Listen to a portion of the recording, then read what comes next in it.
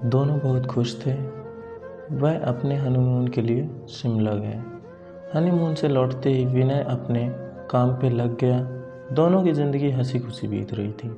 उनकी शादी को अब 2 साल होने वाले थे, पर उन्हें अभी तक कोई बच्चा नहीं हुआ था। घर वाले, रिश्तेदार, सब लोग अंकिता से हमेशा यही सवाल पूछते थे कि खुशखबरी कब दे रही हो, पर वह हमेशा मुस्कुराकर बात टाल देती थी। विनय और अंकिता भी बच्चा चाहते थे, पर उन्हें हो नहीं रहा था। बहुत डॉक्टरों को दिखाया, सब टेस्ट भी करवाए, लेकिन कुछ फ़ायदा नहीं हुआ। अंकिता की सास उसे बाबा के पास भी ले गई, पर वहाँ से भी सिर्फ निराशा ही हाथ आई। अंकिता बहुत परेशान थी। उसे यही चिंता खाए जा रही थी कि वह कभी माँ नहीं बन पाएगी। 4 साल बीत गए, पर उन्हें अभी तक कोई बच्चा नहीं हुआ।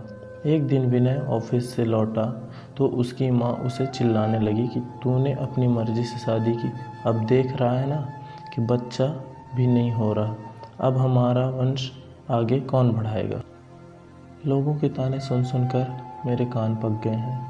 आखिर हमें भी इच्छा होती है कि अपने पोते पोतियों को देखें। यह सब अंकिता सुन रही थी। विनय ने अपनी माँ को समझाया कि ज़रूरी नहीं कि आपकी बहू में ही कुछ कमी हो, मुझ में भी तो हो सकती है। आप शांत हो जाइए। जैसे तैसे उसने अपनी माँ को चुप करवाया और अपने रूम में चला गया, जहाँ अंकिता बहुत रो रही थी। विनय उसके पास गया और उसे गले लगाकर कहने लगा, तुम चिंता मत करो, सब ठीक हो जाएगा। मैं हूँ ना तुम्हारे साथ, मैं तुम्हारा साथ कभी नहीं छोड़ूंगा। और माँ की बात का बुरा मत मानो, वो ऐसे ही कहते हैं। गुस्से में जाने दो, खाना लगा दो, हम साथ में खाते हैं। अंकिता थोड़ा शांत हुई और खाना लेकर आई। दोनों ने साथ में खाना खाया और सोने लगे। पूरी रात अंकिता यही सोचती रही कि कैसी औरत हूँ मैं, जो अपने पति को बच्चा भी नहीं दे पा रही और अपने वंश को आगे नहीं बढ़ा पा रही। कितनी बदनसीब हूँ मैं। वह पूरी रात नहीं सोई और बस रोए जा रही थी।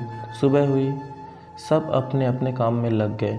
विनय भी ऑफिस के लिए निकल गया। अंकिता भी अपना काम करने लगी, पर उसके दिमाग में वही रात वाली बात चल रही थी। पूरा दिन यही सोचती रही।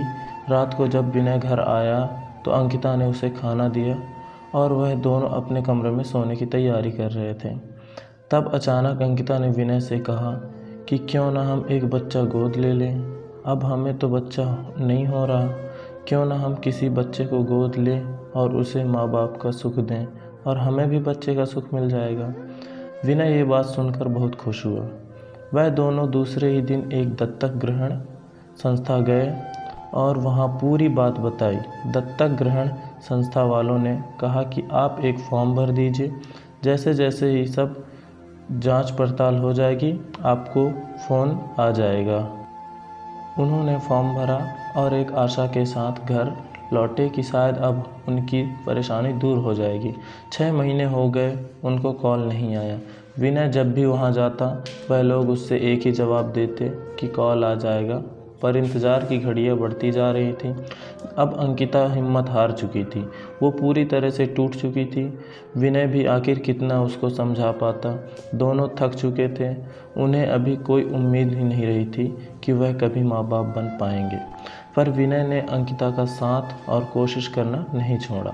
वह हर 2 दिन संस्था में जाते थे। इंतज़ार करते करते 8 महीने हो गए थे और एक दिन अचानक विनय को कॉल आया कि आप दत्तक ग्रहण संस्था में आ जाएं, आपके लिए एक खुश खबर है। उसने तुरंत अंकिता को फ़ोन करके दत्तक ग्रहण संस्था आने के लिए कहा। दोनों वहां पहुंचे तो उन्हें पता चला कि उनको एक बेटी गोद दी जा रही है, जो सिर्फ 5 महीने की है। और विनय अंकिता की खुशी का ठिकाना नहीं रहा। विनय तो खुशी के मारे वहीं नाचने लगा। वह दोनों उस बच्ची को लेकर घर आए। विनय की माँ ने उनका पूजा की थाली से स्वागत किया। उन्होंने उसका नाम किरण रखा, जैसे वह उनकी ज़िंदगी में आशा की किरण हो। वह सब बहुत खुश थे। आखिर उन्हें अपनी बेटी जो मिल गई थी और वह अच्छे से खुशहाल ज़िंदगी जीने लगी। बस यही होता है प्यार, जो हर वक्त में तुम्हारा साथ दे और यकीन दिलाए कि हमारी परेशानियां हमसे छोटी होती हैं और हमें कभी अपनी ज़िंदगी में उम्मीद नहीं छोड़नी चाहिए। विश्वास हो तो हम सब कुछ पा सकते हैं।